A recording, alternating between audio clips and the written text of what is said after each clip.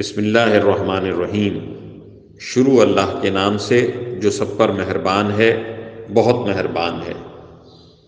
اے پیغمبر، قسم ہے چڑھتے دن کی روشنی کی اور رات کی جب اس کا اندھیرا بیٹھ جائے، کہ تمہارے پروردگار نے نہ تمہیں چھوڑا ہے اور نہ ناراض ہوا ہے، اور یقیناً آگے آنے والے حالات تمہارے لیے پہلے حالات سے بہتر ہیں، اور یقین جانو کہ عنقریب تمہارا پروردگار تمہیں اتنا دے گا کہ تم خوش ہو جاؤ گے۔